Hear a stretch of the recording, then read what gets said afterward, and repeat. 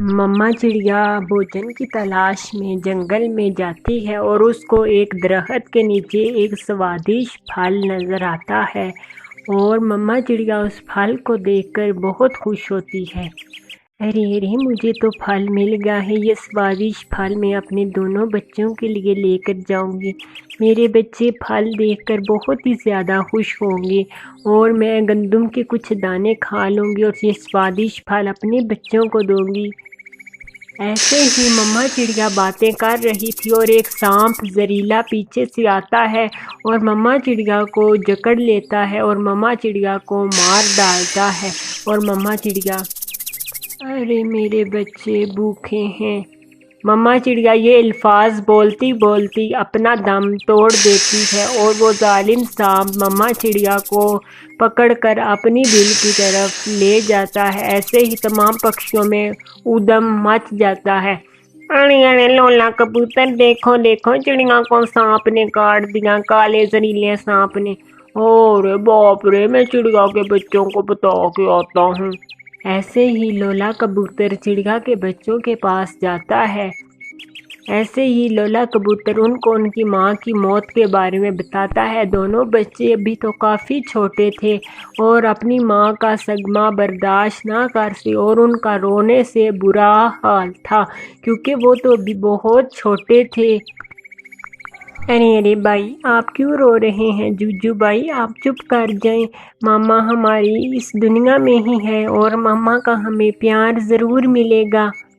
ایسے ہی بڑا سورج بھائی اپنے چھوٹے بھائی کو سمجھاتا ہے اور دونوں بھائی روتے روتے سو جاتے ہیں اور صبح کا سورج ہو جاتا ہے۔ ارے ارے جوجو بھائی، میں آپ کے لیے سوادش دانہ لے کے آتا ہوں، آپ اپنے گھونسلے میں ہی رہنا، کوئی بھی پکشی آئے آپ نے کسی بھی پکشی کے ساتھ کہیں دور نہیں جانا۔ اور ٹھیک ہے بھائی، میں نہیں آؤں گا۔ ایسے ہی چاند اپنے بھائی کو سمجھاتا ہے اور پہلی دفعہ وہ جنگل میں بھوجن کی تلاش میں چلا جاتا ہے۔ ارے مجھے تو ابھی تک بھوجن نہیں ملا ہے، اب میں کیا کروں؟ ایسے ہی ابھی چاند چھوٹا تھا اور وہ دوبارہ سے اونچی اڑان بھرتا ہے اور اونچی اڑان بھرنے کے ساتھ اس کو بھوجن کی ایک کلا نظر آتی ہے۔ وہ بھوجن اٹھاتا ہے اور خوشی خوشی اپنے گھونسلے میں لے جاتا ہے۔ چاند خود بھوکا تھا۔ ارے بھائی آپ بھی بھوجن کھا لو۔ ارے نہیں نہیں جوجو بھائی، آپ بھوجن کھا لو، میں کھا کر آیا ہوں بھوجن۔ ایسے ہی دوسرا بھائی بھوجن کھا جاتا ہے اور بڑا بھائی بہت ہی سمجھدار اور عقل مند تھا۔ کچھ دن بیت جاتے ہیں، اب تو چھوٹا بھی بڑا ہو چکا تھا۔ ارے ارے آنٹی گوری، میرا بھائی چاند بہت ہی اچھا ہے میرے ساتھ۔ ارے ارے چپ کر جا جوجو، وہ تو بہت چلاک ہے، وہ چلاک شاطر ہے، اس نے تو اپنی شادی بھی کی ہوئی ہے اور اپنی پتنی کو رکھا ہے۔ ارے ارے کیا بول رہی ہیں کبھی آنٹی؟ ایسا تو میرا بھائی چاند کبھی نہیں کر سکتا، وہ ہمیشہ میرے ساتھ رہیں گے۔ اور نا نا بچے، تمہیں کیا پتا ہے، تم اپنے بھائی سے اب کچھ دن بات نہ کرنا۔ ایسے ہی رسیلی اس کو پٹی پڑھاتی ہے اور آتا ہے جب چاند اپنے گھونسلے میں تو اس کا چھوٹا بھائی اس کے ساتھ بات نہیں کرتا۔ ارے ارے جوجو بھائی، آپ بھوجن کیوں نہیں کھا رہی ہو؟ آپ بھوجن کر لو۔ ارے ارے بھائی، میں نے بھوجن نہیں کرنا اور میں نے آج کے بعد آپ سے بات نہیں کرنی۔ ارے ارے کیا ہوا ہے؟ پھر ایسے ہی جوجو ساری بات بتاتا ہے پر چاند کو کچھ سمجھ نہ آ رہی تھی۔ پھر چاند کو کافی زیادہ بھوک لگی تھی اور بڑا بھائی منتیں کرتا ہے جوجو کی اور پھر جوجو اپنے بھائی کی بات مان لیتا ہے اور جوجو وہ بھوجن کھا لیتا ہے۔ ارے اس کو پتہ نہیں کیا ہو گیا ہے اور یہ کیسی باتیں کر رہا ہے۔